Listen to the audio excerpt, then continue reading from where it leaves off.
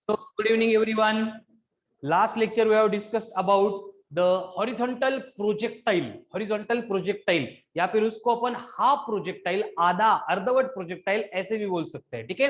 तो कल के लेक्चर में जो बात अपन डिस्कस कर रहे थे हाफ प्रोजेक्टाइल की या फिर हॉरिजॉन्टल प्रोजेक्टाइल की, तो उस हॉरिजॉन्टल प्रोजेक्टाइल में हमने जो भी बातें कंसीडर की थी, डिराइव की थी, डिराइव करने के लिए जो भी प्रोसेस फॉलो की थी वो पूरी की पूरी सिमिलर थी। किससे सिमिलर थी? उस प्रोसेस से जो हम नॉर्मल प्रोजेक्टाइल पढ़ते टाइम यूज करते थे, ठीक है।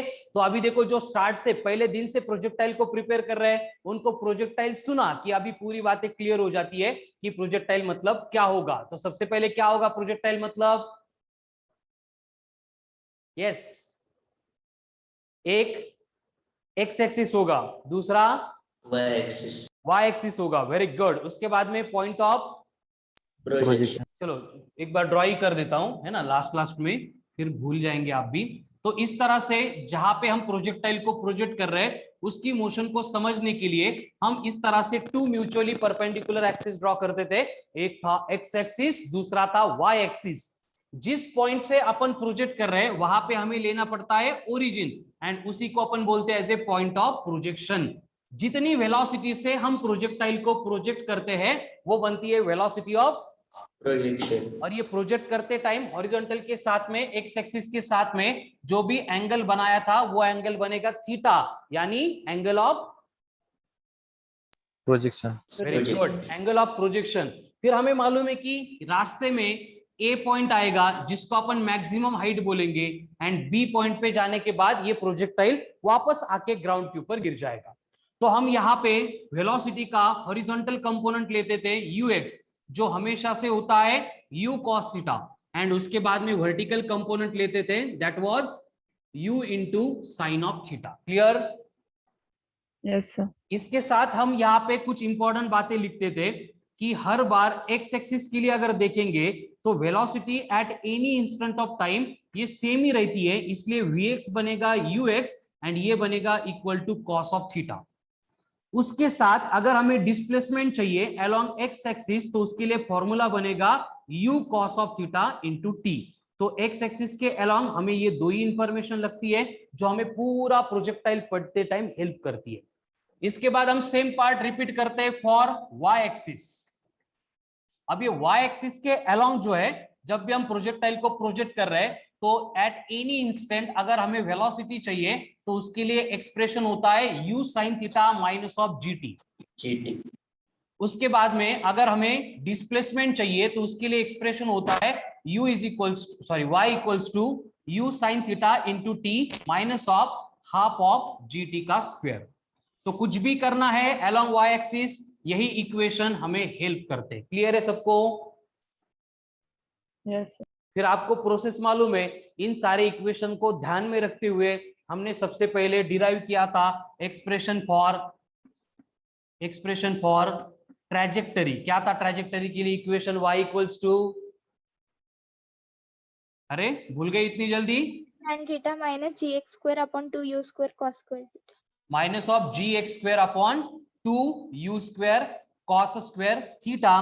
ये इक्वेशन ऑफ ट्रैजेक्टरी आ गया। उसके बाद हमने डिराइव किया था expression for time of flight. क्या था time of flight? 2u sin थीटा अपॉन g। और इससे रिलेटेड फिर हम दो टाइम फाइंड करते थे, एक टाइम ऑफ एसेंट था, दूसरा टाइम ऑफ डिसेंट था, which is equals to t by 2 था, u sin थीटा अपॉन g। Very good. उसके बाद में हमने मैक्सिमम हाइट देखी थी, कितनी थी height? u square sin square theta by 2g। u square sin square theta by 2g। And at the end हमने रेंज के लिए भी फॉर्मूला डिराइव किया था, u square sin 2 theta by g। Very good, u square sin 2 theta by g। तो ये basic part हमने ये फॉर्मूले डिराइव किए थे स्टेप बाय स्टेप, सारी प्रोसेस आपको याद है। एंड ये फॉर्मूले अभी लर्न करने की, पढ़ने की जरूरत नहीं, क्योंकि इतनी प्रैक्टिस कर ली कि इनसे रिलेटेड कुछ बात मतलब ऐसे याद करने जैसी या फिर भूलने जैसी ऐसा है ही नहीं, ठीक है। तो ये सारे डिस्कस होने के बाद हमने बहुत सारे एप्लीकेशन के क्वेश्चन एंड उसमें वेरियस रिलेशन इन सारे कंसेप्ट के बिटवीन देखा था। उसके बाद में हमने लास्ट में एक कंसेप्ट देखी थी कार्टेशियन कंपोनेंट्स के फॉर्म की। तो कार्टेशियन कंपोनेंट के फॉर्म में हम बस एक एक्सचेंज वहां पे करते थे, कौन सा? हर बार ux replaced by u u cos theta and v uy replaced by sir उधर cos थीटा और sin थीटा के टर्म्स में नहीं था ना है ना, Cartesian. u cos theta replaced by ux या फिर u sin theta replaced by uy, इतना ही रिप्लेसमेंट अपन करते थे। हाँ सर। ओके, वो होने के बाद कल के लेक्चर में हमने हॉरिजॉन्टल प्रोजेक्टाइल देखा था, और ये हॉरिजॉन्टल प्रोजेक्टाइल जो हम कल डिस्कस कर रहे थे, हॉरिजॉन्टल प्रोजेक्टाइल, तो ये हॉरिजॉन्टल प्रोजेक्टाइल में हमने सबसे पहले डिराइव किया था expression for displacement, sorry trajectory, और हॉरिजॉन्टल प्रोजेक्टाइल की केस में भी इस तरह की बेसिक केस हम वहां पे इंट्रोड्यूस करते थे। क्या क्या थी बोलो एक बार। हॉरिजॉन्टल डिस्प्लेसमेंट प्रोजेक्टाइल एंड की केस वेलोसिटी। में ux होगा u, u ax होगा 0 uy होगा 0 एंड ay होगा g प्लस जी या माइनस जी प्लस प्लस जी। तो इसके ऊपर से हमने फिर से यहाँ पे डिराइव किया था एक्सप्रेशन फॉर ट्रैजेक्टरी। क्या था ट्रैजेक्टरी का एक्सप्रेशन? gx² upon 2u²। यही एक्सट्रीमली इंपॉर्टेंट है। मेनी क्वेश्चन जैसे कल आपने देखा होगा एसबीटी में, इसी का यूज करके सॉल्व होते हैं। क्लियर? उसके साथ में time of flight √2h/g। Very good. उसके बाद में रेंज u into √2h/g। और कुछ था इससे related? Sir displacement and velocity के ये थे expression. Velocity of projectile after depth y। After certain time interval t या फिर आफ्टर डेप्थ d। याद है उसके फॉर्मूले? Yes sir. हाँ बोर्ड सर। पे तो जगह नहीं है, ठीक है मैं इसको रब कर देता हूं। ठीक है, वो फॉर्मूले डायरेक्ट, हाँ बोलो किसको याद है? कीर्ति बोलो। Velocity at any instant of time, उसका पहले वेक्टर फॉर्म बोलो, क्या था? सर पहले u का i cap plus 2g/y j cap और दोनों का स्क्वायर करके अंडर रूट लेंगे तो फिर हमें मिल जाएगा मैग्नीट्यूड मिलेगा। एंड डेप्थ के लिए क्या? डेप्थ के लिए था ये। टाइम के लिए क्या था? हाँ सर। टाइम के लिए बोलो वेलोसिटी का वेक्टर का expression. ui cap plus gt j cap। u i i cap cap plus gt j cap। Very good, GT into GT J J cap. cap। Magnitude लेंगे तो मैग्नीट्यूड आ जाएगा। Clear? हाँ सर। ओके, तो projectile बोलने के बाद देखो, अब हम कंपेयर कर रहे हैं, बोर्ड पे देख रहे हैं। प्रोजेक्टाइल सुना कि पहले उस प्रोजेक्टाइल की पाथ की डायग्राम, उसके बाद में ux uy ax ay, ये चार इंपॉर्टेंट पॉइंट्स। उससे ऊपर, उससे मतलब उसके ऊपर डिपेंड करने वाले x axis and y axis की वेलोसिटी एंड डिस्प्लेसमेंट के इक्वेशन। ये आने के बाद हमें क्या क्या लगता है? ट्रैजेक्टरी का equation, time of flight, maximum height and range. इतनी बातें हमें प्रोजेक्टाइल से रिलेटेड पढ़नी पड़ती है, फिर वो नॉर्मल प्रोजेक्टाइल हो या फिर हॉरिजॉन्टल प्रोजेक्टाइल हो। है क्लियर सबको? कल का जो जेई का एग्जाम हुआ है शिफ्ट 1 का, शिफ्ट 2 का पेपर नहीं मिला अभी तक, ठीक है, शिफ्ट 1 का, उसमें एक क्वेश्चन था वेक्टर के ऊपर, और वो क्वेश्चन इस तरह से था, देखते कितने लोग सॉल्व कर पाते हैं, कि A vector is equals to B vector, sorry A vector dot B vector equals to A vector cross B vector. ये कंडीशन दी है आपको, इफ बोला है, then A vector minus B vector कितना होगा? हुआ है कैसे कुछ हमारा? सर ऑप्शंस भी दो। सॉल्व करो ना बेटा, डायरेक्ट ऑप्शन नहीं मालूम मुझे।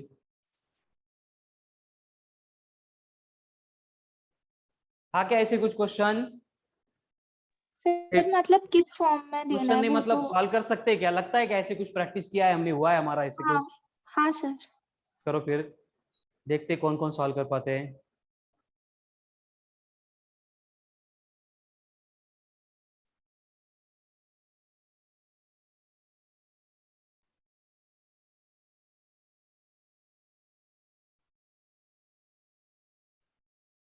चलो हो गया। सर ऊपर से एंगल पता चल जाएगी ना? एंगल से? सर वो जो फर्स्ट दिया है वहां से हमें एंगल पता चल जाएगा वेरी ना? गुड। कितना कितना आ गया फिर एंगल? सर एंगल मतलब एक मिनट करो, सॉल्व करो, एवरीवन हैव टू सॉल्व। जो वेक्टर में प्रेजेंट है। सनी सो गया क्या?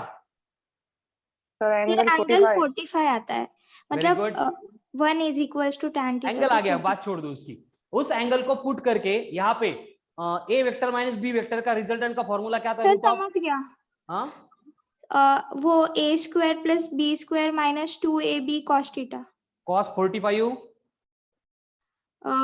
cos 45 1/√2 हो गया आंसर। ठीक है, ये कल के जेई में क्वेश्चन आके गया था। ठीक है, क्या था? अब इसको थोड़ा सा सॉल्व करके देखता हूँ, दिखाता हूँ बाकी लोगों के लिए। डॉट प्रोडक्ट है तो अपन इसको लिखेंगे a b cos of theta, cross product है तो अपन इसको लिखेंगे a b sine theta, a b cancel, ये कॉस थीटा उधर जाएगा तो साइन थीटा अपन कॉस थीटा बनता है टेन थीटा। टेन थीटा अगर 1 है इसका मतलब थीटा कितना होता है? 45 डिग्री।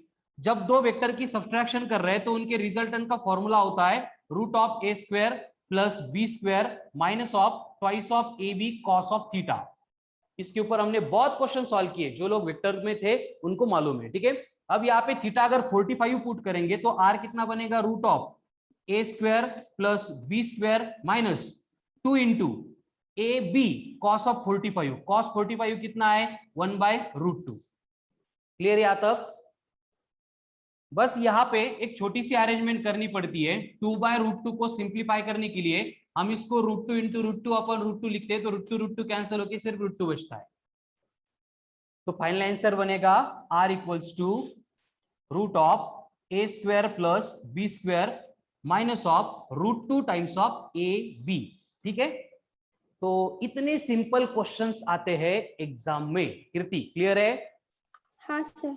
और दूसरा क्वेश्चन था रिलेटेड टू प्रोजेक्टाइल। मतलब देखो, मोशनी ने प्लेन के ऊपर, स्क्रीनशॉट ले लो इसका लेना है तो, मोशनी ने प्लेन के ऊपर 2 क्वेश्चन आ गए थे। मेजरमेंट पे भी था डायमेंशंस का, लेकिन अभी मैं क्वेश्चन भूल गया वो। ठीक है, सेकंड शिफ्ट का ये कल डिस्कस करेंगे। देखो, तो प्रोजेक्टाइल के ऊपर जो क्वेश्चन था वो इस तरह से था। ऐसे कोई तो सपोर्ट है, ये सपोर्ट में ऐसी स्प्रिंग कनेक्ट की है, स्प्रिंग को अपन ने कॉम्प्रेस करके रखा है एंड यहाँ पे एक बॉल है और आपको बोला है कि ये कितने हाइट पे? 2 मीटर इतने हाइट पे। तो होता क्या है, ये जो स्प्रिंग कॉम्प्रेस करके हमने रखी थी, इसको जब अपन छोड़ते हैं तो इस बॉडी को ये स्प्रिंग जो है 5√2 10√5 या फिर हाँ 5√2 ऐसे कुछ तो है, नंबर चेंज हो सकता है। 5√2 इतने स्पीड से वो फेंकता है। तो आपको बोला है कि इस डिस्टेंस के बाद ये कितने डिस्टेंस की किस डिस्टेंस के ऊपर जाके गिरेगा, डी कितना होगा?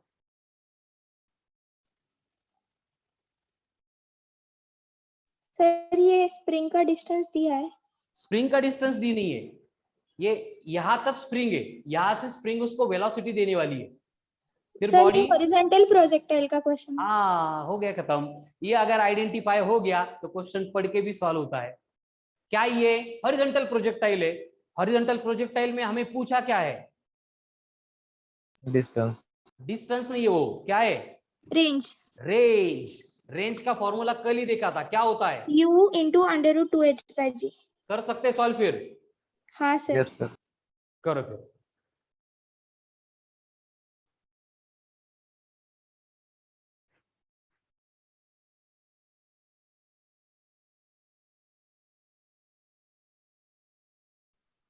सर 4.47 4.47 ओके ठीक है। अब ये 5√2 या फिर 10√5 इसका इधर उधर हो सकता है, लेकिन बाकी पूरा पार्ट यही था। ओके 5√10 था, यस 5√10 है, सॉरी। अब करो सवाल, 5√10 है तो क्या होगा? ये u दिए 5√10, ये बन गया 5√10 इंटू स्क्वायर रूट में 2 इंटू h मतलब 2 है, मतलब ये बनेगा 4/10, यानी कि 5√10 इंटू √4 मतलब 2 अपॉन √10। √10 कैंसल, यानी वो 10 मीटर पे 10 मीटर के ऊपर जाके गिरेगा। ठीक है, ये क्वेश्चन है जेई के, समझ में आ रहा है? सर इतना डायरेक्ट क्वेश्चन? हाँ वही मैं बोल रहा हूँ आपको, रोज वही बोलता हूँ कि जो एग्जाम की लेवल है उससे बहुत ज्यादा, मतलब उससे भी सेकंड थर्ड फोर्थ लेवल के क्वेश्चन हम प्रैक्टिस कर रहे हैं। आपकी जो एग्जाम होगी उसमें 101 नहीं 202% आने वाले क्वेश्चन हम जो क्लास में प्रैक्टिस करते हैं उसके या फिर उससे सिंपल लेवल के ही रहेंगे।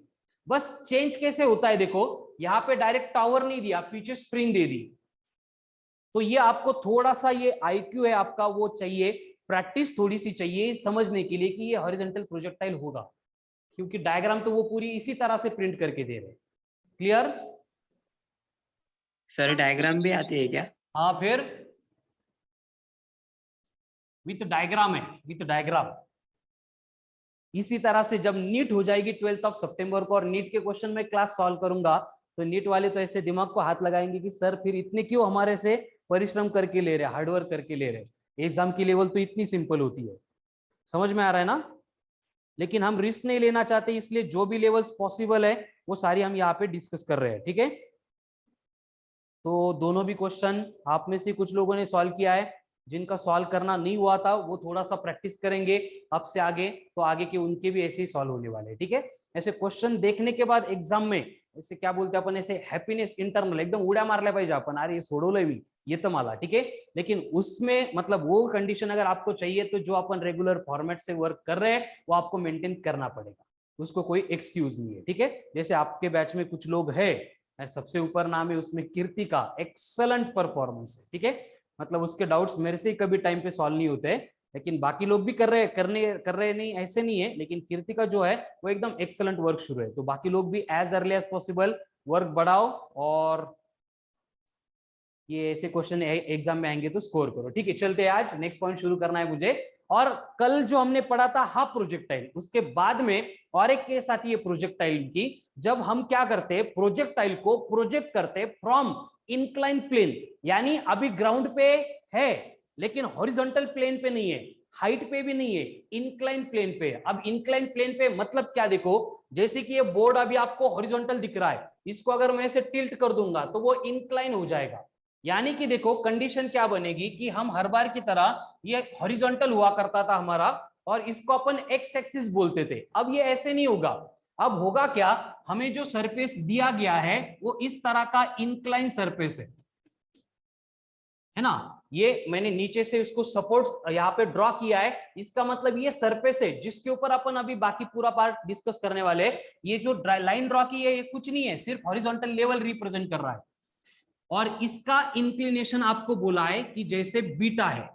समझ में आ रहा है डायग्राम में मैंने क्या ड्रॉ किया है, ये नीचे से ऐसे लाइन ड्रॉ कर ली, मतलब उसको सपोर्ट है, मतलब वो इंक्लाइन सरफेस है। जैसे कि फॉर एग्जांपल क्या बोल लो अब, ठीक है ये मोबाइल है, अब ये हॉरिजॉन्टल है। अब तक हम क्या करते थे, इस पॉइंट से प्रोजेक्टाइल को प्रोजेक्ट करते थे, प्रोजेक्टाइल यहाँ पे आके गिरता था। अब वैसे नहीं है, ये हॉरिजॉन्टल की जगह पे रहेगा, हमारा सरफेस ऐसे होगा, यानी प्रोजेक्टाइल को अपन यहाँ से प्रोजेक्ट करेंगे और प्रोजेक्टाइल यहाँ आके गिरेगा। समझ में आ रहा है ना, इंक्लाइन प्लेन पे। हाँ सर। अब यहाँ पे क्या होने वाला है, देखो अभी थोड़ा सा अच्छा लग रहा है, आगे जाके पूरा ऐसे टिल्ट करके हमें देखना है तो समझने के लिए थोड़ा सा टाइम लग सकता है, लेकिन पूरी जो प्रोसीजर हम यहाँ पे फॉलो करेंगे वो सिमिलर होगी। आज इसीलिए मैंने प्रोजेक्टाइल हाफ प्रोजेक्टाइल को इंट्रोड्यूस किया था कि वहां पे जैसे जैसे इक्वेशन जो बात हम करते थे वो यहाँ पे डिराइव करनी है। ठीक है, तो अब होगा क्या, यहाँ पे इसकी न्यू हेडिंग देनी है, क्या इसकी न्यू हेडिंग देनी है, inclined projectile. Yes, new heading देनी, क्या देनी है, लिख के दूं या बोलूं? सर लिख ले। Projectile on an incline plane. ठीक है, हाँ सर। अब देखो होगा क्या, इस पॉइंट से हम प्रोजेक्टाइल को प्रोजेक्ट करेंगे, फिर ये प्रोजेक्टाइल इस तरह का पैराबोलिक पाथ फॉलो करेगा एंड यहां पे आके गिरेगा। फिर से देखो वही कंडीशन है जो हॉरिजॉन्टल पे होती थी, बस सरफेस को अभी थोड़ा सा इंक्लाइन कर लिया है। अब यहाँ पे जब हम प्रोजेक्टाइल को प्रोजेक्ट कर रहे हैं तब एंगल ऑफ प्रोजेक्शन आपको दिया है अल्फा। हमने जब नॉर्मल प्रोजेक्टाइल पढ़ा या फिर कल के लेक्चर में हाफ प्रोजेक्टाइल पढ़ा तो हम दोनों केस में एक कंडीशन मेंटेन करते थे कि जो हमारा ओरिजिन है वो कहां पे था,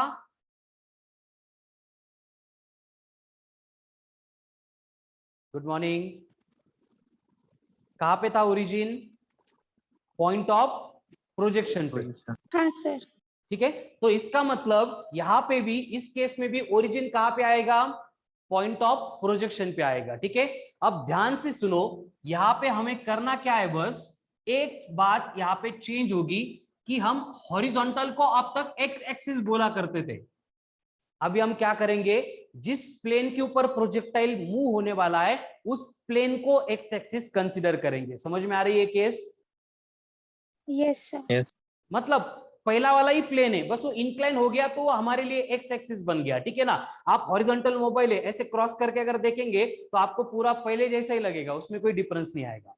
अब अगर ये एक्स एक्सिस है तो मुझे वाई एक्सिस ड्रॉ करने के लिए इसको एक परपेंडिकुलर लाइन ड्रॉ करनी पड़ेगी, और ये परपेंडिकुलर लाइन जो है ये क्या रिप्रेजेंट करेगी? Y axis. देखो डायग्राम समझ में आ रही है क्या? Yes sir. अब यहां पे मुझे बोलो, अगर ये इंक्लाइन प्लेन हॉरिजॉन्टल से बीटा इतने इंक्लिनेशन से मतलब इंक्लाइन हो रहा था, तो इसका मतलब ये जो वाई एक्सिस है, ये जो वाई एक्सिस है ये हॉरिजॉन्टल के साथ उतने एंगल से टिल्ट होगा, मतलब ये एंगल भी कितना रहेगा? बीटा रहेगा। एक मिनट, ये एंगल बीटा नहीं रहेगा। वाई एक्सिस किसके साथ टिल्ट हो जाएगा? वर्टिकल के साथ में। मतलब ये हॉरिजॉन्टल है, उसको परपेंडिकुलर अगर मैं वर्टिकल ड्रॉ करूंगा, ये वर्टिकल है कुछ नहीं, ये वाई एक्सिस नहीं कोई, जैसे ये हॉरिजॉन्टल था ये वर्टिकल था, तो एक्स एक्सिस अगर हॉरिजॉन्टल के साथ बीटा इतने एंगल से टिल्ट हुआ तो ये वर्टिकल के साथ वाई एक्सिस भी क्या होगा? बीटा इतने एंगल से टिल्ट होगा। समझ में आ रहा है क्या? Yes sir. हाँ सर। ये समझने के लिए अगर किसी को कंफ्यूजन हो रहा है तो मैं थोड़ी डायग्राम जो है उसको फिर से रोटेट करके पहले जैसे बना देता हूं। मतलब कंडीशन क्या हो गई, ये इंक्लाइन प्लेन है, यहाँ पे प्रोजेक्टाइल ऐसे जाने वाला है, बस यहाँ पे जो हॉरिजॉन्टल था वो ऐसे इस डायरेक्शन में है, ये एंगल बीटा है, इसको परपेंडिकुलर मतलब ये वाई एक्सिस है, एंड जो वर्टिकल है इसको परपेंडिकुलर नहीं है, इसको परपेंडिकुलर है, मतलब ये वर्टिकल यहाँ पे आएगा तो ये भी एंगल बीटा आएगा। समझ में आ रहा है ना? मतलब इसको मैंने ऐसे टिल्ट करके बस ये डायग्राम इधर ड्रॉ कर दिया है आपको अच्छा लगने के लिए, लेकिन हमें सॉल्व करने के लिए इसी के ऊपर देखना पड़ेगा। कंपेयर करके क्लियर हो रहा है? हाँ सर। ठीक है, अब दोनों डायग्राम जो सिंपल लगती है उसको देखो समझो, लेकिन मुझे कुछ वैल्यू यहाँ पे चाहिए जो आप बोलने वाले। फिर से जो प्रोजेक्टाइल की प्रोसेस थी वो चेंज नहीं होने वाली। हमें मालूम है इस डायरेक्शन में हमने प्रोजेक्टाइल को प्रोजेक्ट किया था विथ वेलोसिटी u, तो इस प्लेन के अलोंग जो कंपोनेंट रहेगा वो कौन सा रहेगा? u cos alpha. एंड इस प्लेन को परपेंडिकुलर जिसको हमने y एक्सिस बोला है उसके अलोंग कौन रहेगा? U sine. u sin alpha. इसमें कोई चेंज नहीं होगा, मतलब मैं यहां पे लिख सकता हूं कि ux इज इक्वल्स टू है u cos of alpha and uy is equals to है u sin ऑफ अल्फा। इसमें कोई भी चेंज नहीं हुआ है, किसी को भी कोई कंफ्यूजन नहीं चाहिए, अगर है तो अभी बोलो। क्लियर है सबको? Yes sir. अभी बस एक सबसे इंपॉर्टेंट पॉइंट आने वाली है जो डिफर करती है रिमेनिंग प्रोजेक्टाइल को इस प्रोजेक्टाइल के साथ। मतलब ये सारी बातें इतने धीरे धीरे एक्सप्लेन करने का मेरा पर्पस ही वही था कि अब जो कंसेप्ट में बोलने जा रहा हूं उसमें आपको कंफ्यूजन नहीं होना चाहिए। कौन सी बात? देखो जो जी है हमारा, जी मतलब कौन? Acceleration due to gravity. इसको कभी कोई फर्क पड़ता ही नहीं है, इसने जब से जन्म लिया है तब से ये वर्टिकली डाउनवर्ड ही एक्ट हो रहा है, इसकी डायरेक्शन चेंज नहीं होने वाली। क्लियर है सबको? हाँ सर। यानी अगर इस डायग्राम में देखेंगे तो ये वर्टिकली डाउनवर्ड मतलब इस डायरेक्शन में एक्ट होता है, लेकिन एक्चुअल जो डायग्राम है मैंने इंक्लाइन करके बोर्ड ये ड्रॉ की है, एक्चुअल डायग्राम ये है। इस डायग्राम में वर्टिकल कौन है? कौन से कलर का वर्टिकल है यहाँ पे? लो येलो। येलो ये वर्टिकल है बेटा, वर्टिकली डाउनवर्ड एग्जैक्ट। सनी समझ में आ गया सबको? हाँ डाउनवर्ड हाँ सर। सर। तो मुझे बोलो एक्सेलरेशन ड्यू टू ग्रेविटी किसके अलोंग एक्ट होगा? इस वर्टिकल के अलोंग एक्ट होगा, बराबर? Yes sir. लेकिन इस पर्टिकुलर केस में ये वर्टिकली डाउनवर्ड डायरेक्शन में कुछ भी नहीं होता है, मतलब वो हमारे किसी भी काम का नहीं है। इसलिए मुझे इस एक्सेलरेशन के कंपोनेंट्स लेने पड़ेंगे along x axis and along y axis. ठीक है, मैं रिपीट करता हूं जो बोला मैंने।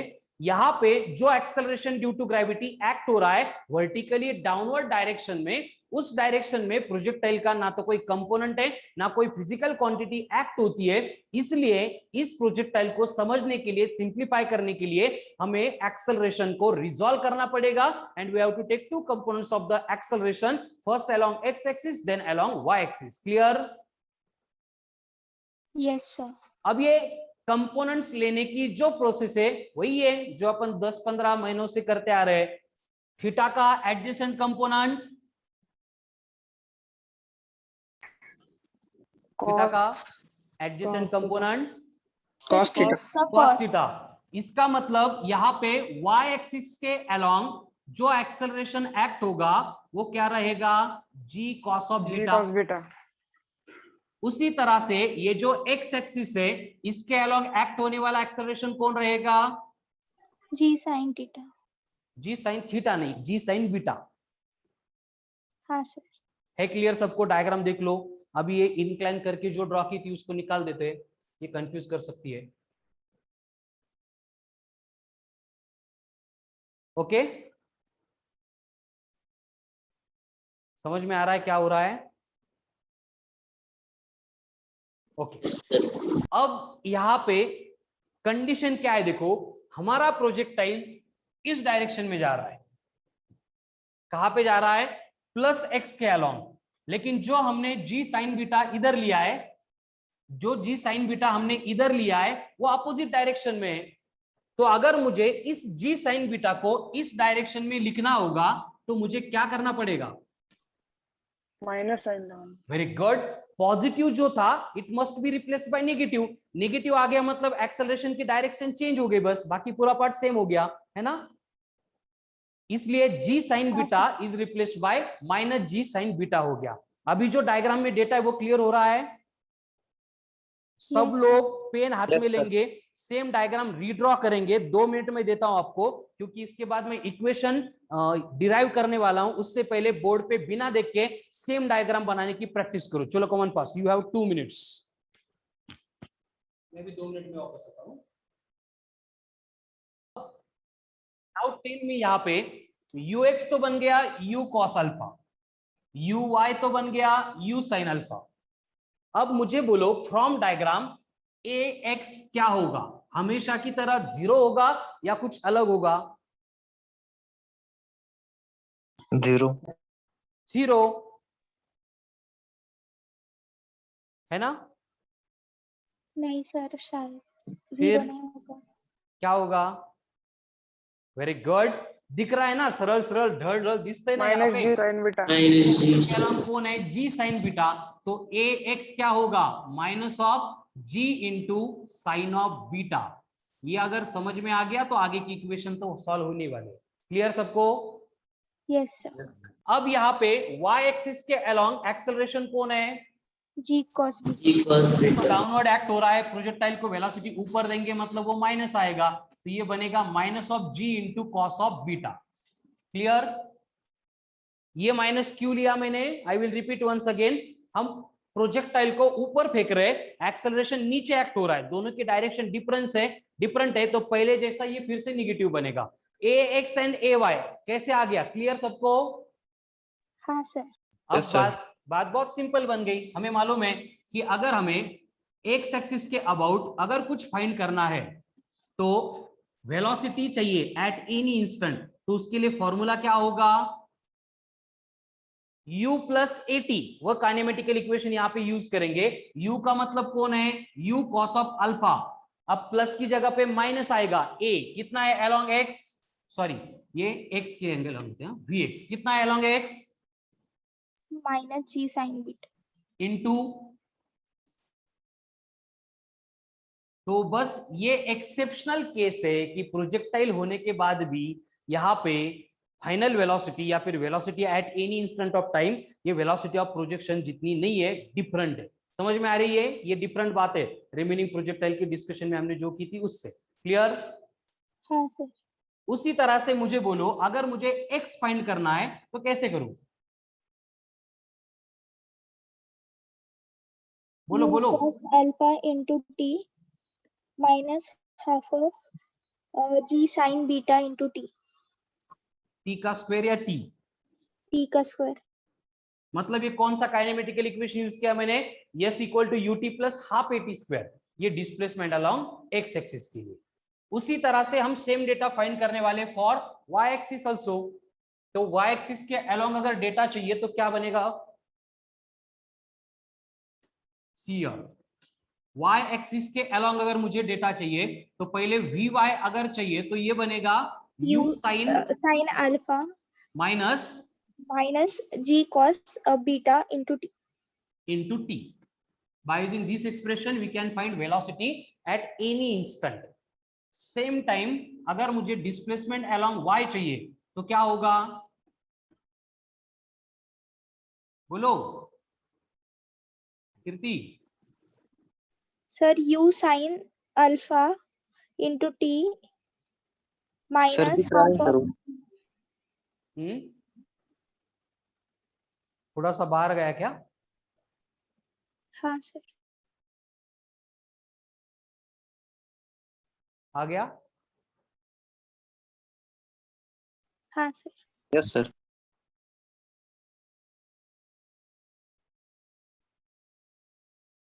g cos of beta into T, और ये क्या है, बीटा इंटू टी का स्क्वायर। चलो ये चारों इक्वेशन बहुत इंपॉर्टेंट है, अगर ये आ गए, ये समझ में आ गए तो आगे सिंपल है, हो जाएगा। है क्लियर? यस सर रब करने वालों में इसको करूँ रब? हाँ सर यस सर। स्क्रीनशॉट रख दो, मैं जब फॉर्मूला पूछूंगा तब बोलने के लिए बस। अब मुझे बोलो, मुझे अगर इस पर्टिकुलर प्रोजेक्टाइल मोशन में जो पहले जैसी है, बस एक स्लाइड चेंज यहां पे हो गया, कैलकुलेट करना है time of flight, time of flight T, तो कैसे कैलकुलेट करें? वही कंडीशन जो प्रोजेक्टाइल मोशन में हम टाइम ऑफ फ्लाइट कैलकुलेट करने के लिए यूज करते थे, वही सारी बातें यहां पे होने वाली है। क्या होगा, अब ध्यान से देखो, जब टाइम ऑफ फ्लाइट पूरा हो जाएगा तब ये प्रोजेक्टाइल अपनी जर्नी कंप्लीट करके फिर से ओरिजिनल लेवल पे आ जाएगा, यानी इसका डिस्प्लेसमेंट इन वर्टिकल डायरेक्शन 0। तो y बनेगा 0। कब? जब स्मॉल t है कैपिटल T, दोनों की वैल्यू अगर मैं इस इक्वेशन में पुट करूंगा तो ये बनेगा 0 equals to u sine alpha into T minus 1/2 into g cos of beta into t का स्क्वायर। क्लियर? हाँ सर अब अगर माइनस टर्म इधर लेके आएंगे तो ये क्या बनेगा, 1/2 G cos of beta T square is equals to U sine alpha into T. एक टी कॅन्सल, एक टी कॅन्सल झाल्यानंतर काय राहील इथं, T is equals to 2u sin alpha upon divided by cos। Cos of beta. Clear? Sir G cos beta ना। हाँ sir ji G cos beta ही ना, फिर से नहीं हो, ठीक है। तो ये बन गया टाइम ऑफ फ्लाइट। क्लियर है सबको? टाइम ऑफ फ्लाइट का एक्सप्रेशन किस लिए, projectile on an incline plane के लिए, मतलब प्रोसेस वही है, पूरा पार्ट सेम है। अब अगर यहां पे देखेंगे तो हमने u साइन अल्फा को क्या बोला है, uy यानी कि टाइम ऑफ फ्लाइट को मैं ऐसे भी लिख सकता हूं,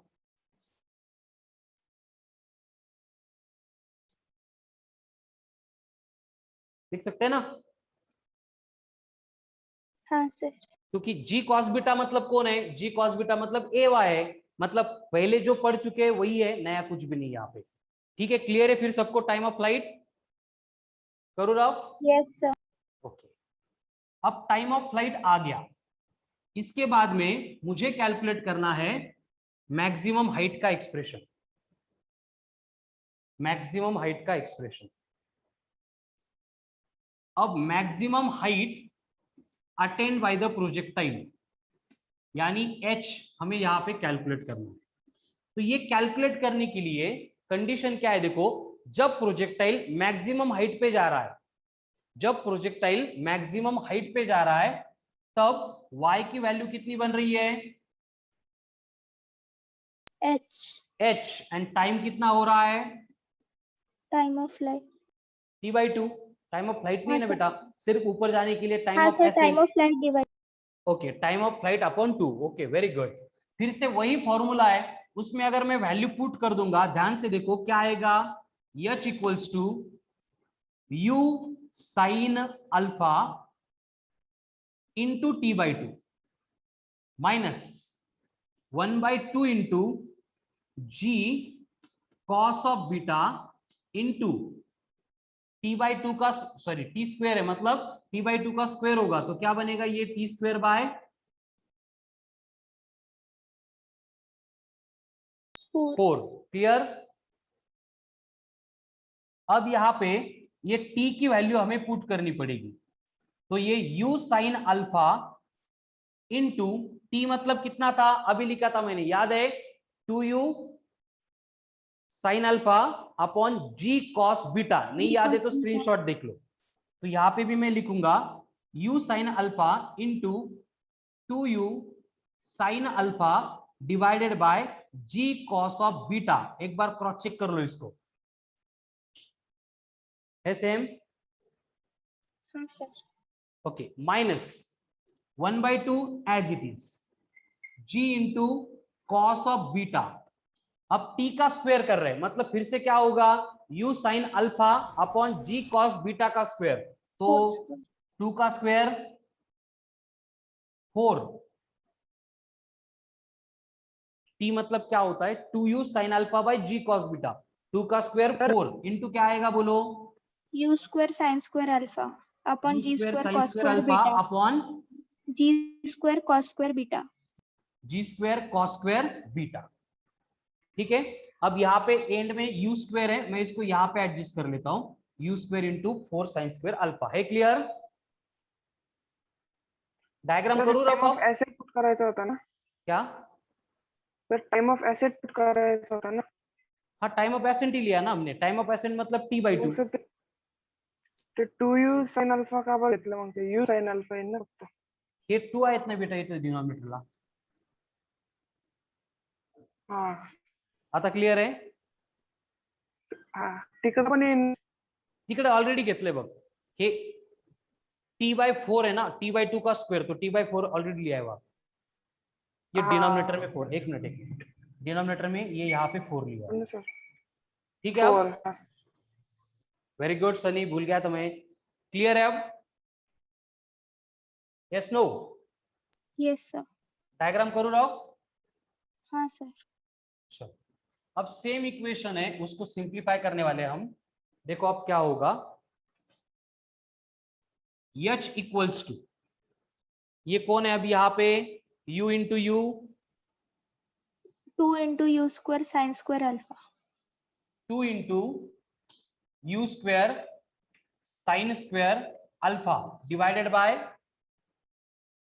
2 इंटू जी कॉस बीटा। तो 2 2 कैंसिल हो गए, तो क्या बचा, g into cos of beta minus, अब यहाँ पे भी क्या होगा, ये 4 4 कैंसिल हो जाएंगे, एक g कॉस बीटा एक g कॉस बीटा कैंसिल हो जाएगा, तो वहां पे बचेगा u स्क्वायर sine square alpha divided by 2 into g cos of beta. Clear?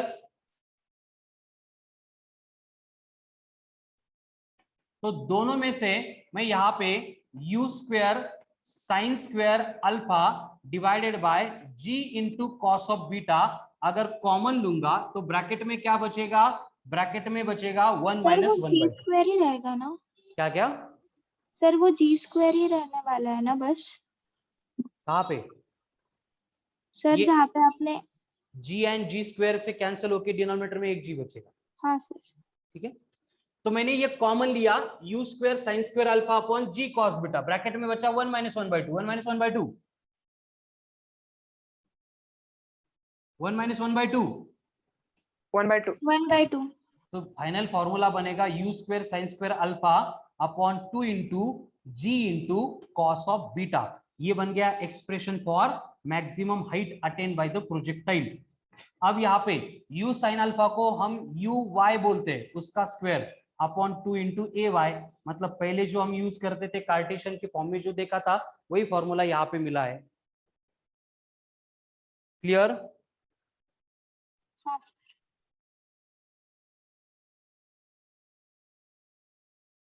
अब टाइम ऑफ फ्लाइट हो गया, मैक्सिमम हाइट हो गई, करो आप अब ये।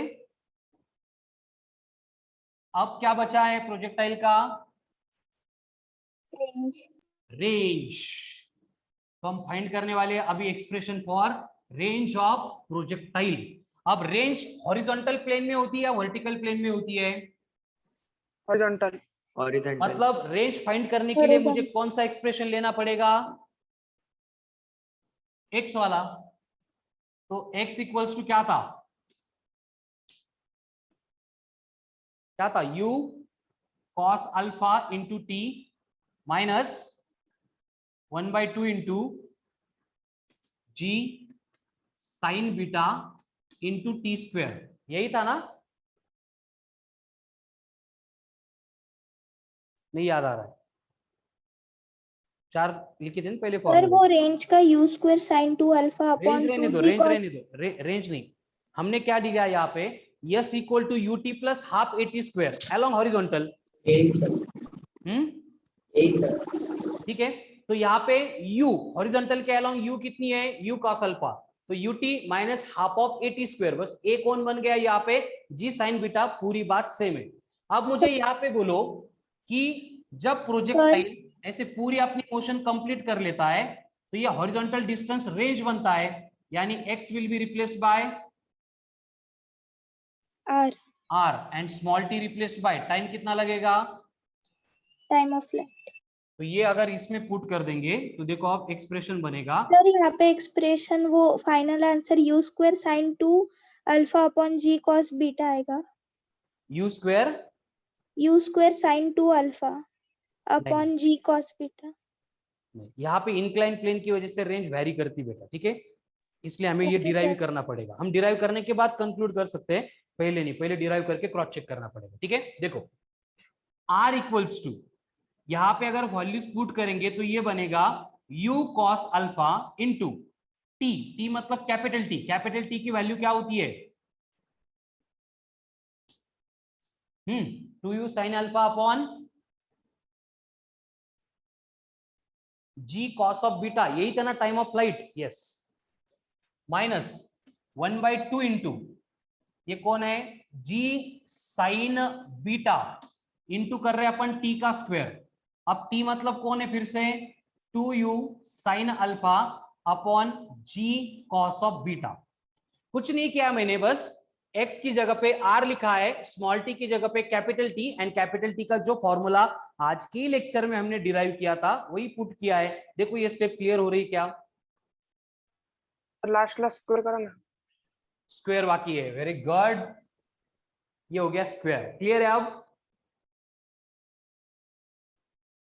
अब इसको और थोड़ा अगर सिंप्लीफाई करेंगे तो r क्या बना? देखो ये r बना 2u square sine alpha cos alpha divided by g into cos of beta minus, यहां पे देखो क्या होगा?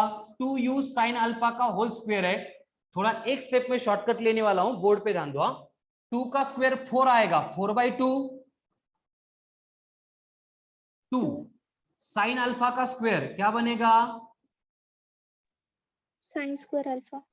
साइन स्क्वायर अल्फा, तो साइन स्क्वायर अल्फा को मैं sign alpha into sine alpha ऐसे लिख सकता हूं, चलेगा? हाँ सर।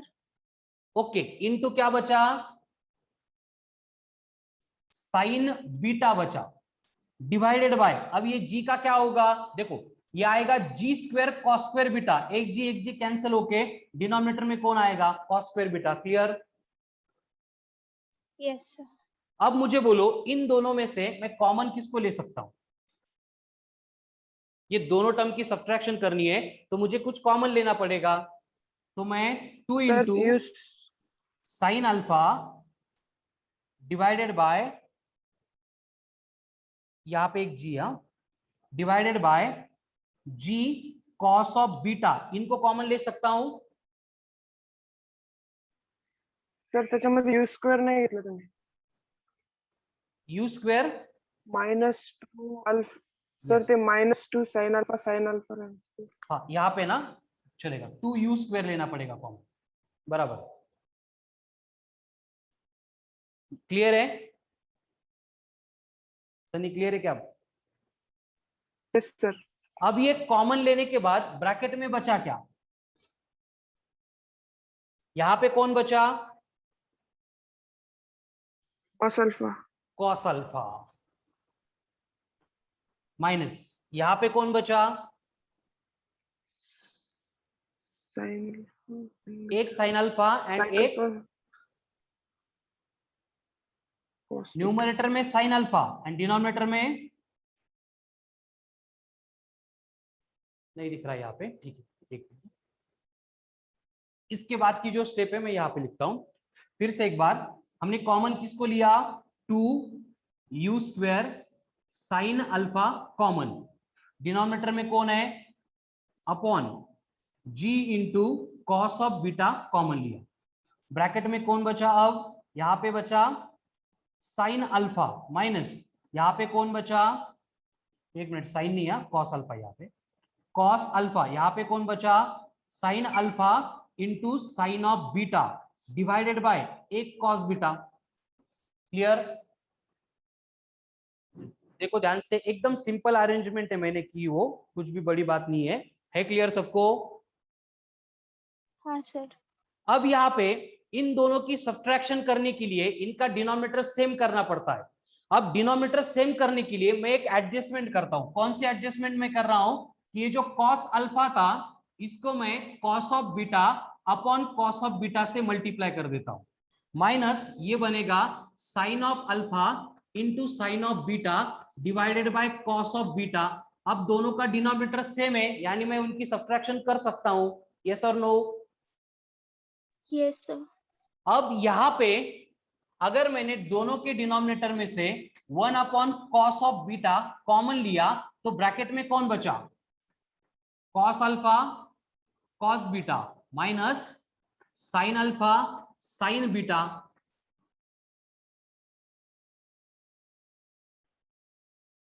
देखो समझ में आया कि मैंने क्या किया।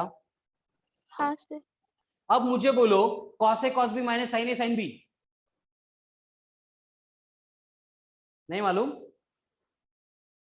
ये ट्रिग्नोमेट्रिक आइडेंटिटी बेटा, cos of a cos of b minus sine of a into sine of b is equals to होता है cos of a minus b. Cos of a minus b उसका एक्सपेंशन होता है cos a cos b minus sine a sine b. ठीक है, नहीं मालूम जिनको वो अभी ये फॉर्मूला लर्न कर लो, मालूम कर लो। ठीक है, सर पता ही है। क्या सर ये आइडेंटिटी पता है। पता है तो वेरी गुड कोई प्रॉब्लम नहीं है। ठीक है, तो यहाँ पे क्या आएगा फिर ब्रैकेट में, अब देखो कॉस ए माइनस, देखो 2u² साइन अल्फा, ये तो पहले से हमने कॉमन लिया था, g into cos of beta था, अब ये कॉस से मल्टीप्लाई करेंगे यहाँ पे तो ये कॉस स्क्वायर बीटा बनेगा, इंटू कौन आएगा cos of alpha minus beta, ये बनता है expression for range of projectile. ध्यान से देखो कौन सा प्रोजेक्टाइल, जो इंक्लाइन प्लेन से अपन प्रोजेक्ट कर रहे हैं। ठीक है, कीर्ति सेम नहीं आया, फिर ये डिफरेंट आ गया। हाँ सर वो कॉस अल्फा माइनस बीटा, ये यहाँ पे माइनस है तो ये प्लस होता है, वहां पे प्लस है तो ये माइनस होता है। 2u² sine alpha cos of alpha plus beta upon g cos square beta, ये थोड़ा एक्सट्रीमली इंपॉर्टेंट है। बाकी फॉर्मूले तो कंपेयर करके आ जाते हैं बट इसको समझने के लिए आपको थोड़ा टाइम देना पड़ेगा। क्लियर है? सर रब मत करो। नहीं रब नहीं कर।